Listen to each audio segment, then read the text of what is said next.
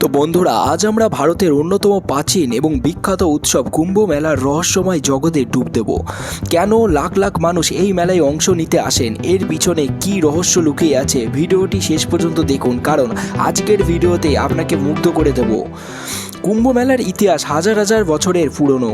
পুরাণ মতে সমুদ্র মন্থনের সময় দেবতারা এবং অসুররা অমৃতের কলস নিয়ে যুদ্ধ করছিল। সেই সময় চারটে স্থানে অমৃতের ফোঁটা পড়ে: প্রয়াগরাজ, হরিদ্বার এবং উজ্জয়িনী এবং নাসিক। এই চার স্থানেই পালিত হয় কুম্ভ মেলা। কুম্ভ মেলা গঙ্গায় এবং যমুনা এবং সরস্বতী নদীর সঙ্গমঙ্গলে স্নান করা অত্যন্ত পবিত্র বলে মনে করা হয়। এটি মানুষের পাপমোচন এবং মুক্তির পথ খুলে দেয়। ভক্তরা বিশ্বাস করেন এই সময় গঙ্গার জল অমৃত তুল্য হয়ে ওঠে।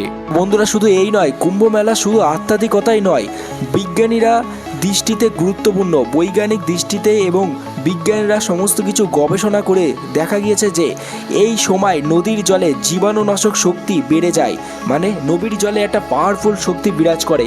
পাশাপাশি এত বড় সংগ্রামের সময় শৃঙ্খলা বজায় রাখা একটি বড় বৈজ্ঞানিক কৌশল এখানে অবলম্বন করা হয় এই জলের মধ্যে। আপনি জানেন কি, কুম্ভ মেলায় কিছু সাধু এমন রহস্যময় সাধনা করেন যা বিজ্ঞানের পরিধির বাইরে। এছাড়াও এই মেলায় বহু চিরাচরিত্র রীতিনীতি পালন করা হয়, যার পিছনে বহু গল্প লুকিয়ে আছে। এই মেলা শুধু আধ্যাত্মিক নয়, এটি একটি বিশাল অর্থনৈতিক কর্মকাণ্ড। স্থানীয় ব্যবসা, পর্যটক এবং সাংস্কৃতিক বিকাশে এটি বিশাল ভূমিকা রাখে। তো বন্ধুরা, কুম্ভ মেলা শুধুমাত্র একটি মেলা নয়, এটি আধ্যাত্মিকতা, ঐতিহ্য এবং রহস্যের এক অন্যান্য মিশ্রণ। যদি ভিডিওটি আপনার ভালো লেগে থাকে তাহলে লাইক, শেয়ার এবং সাবস্ক্রাইব করতে ভুলবেন না।